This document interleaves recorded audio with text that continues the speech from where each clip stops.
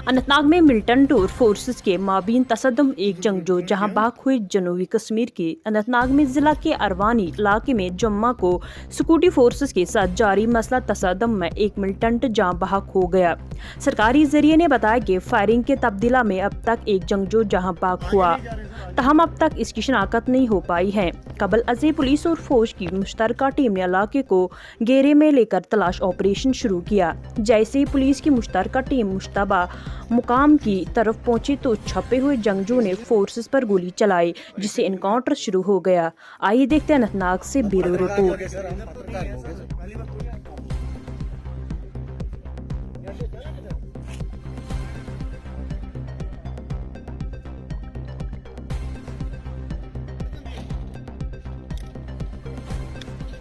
ने किया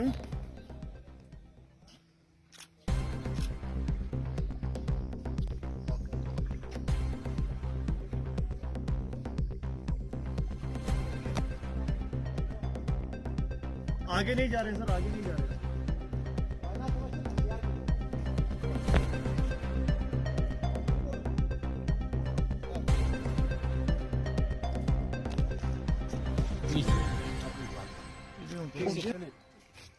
सर इतने दूर हैं,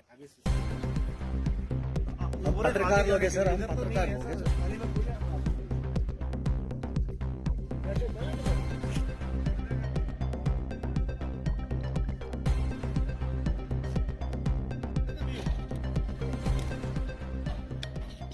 ने किया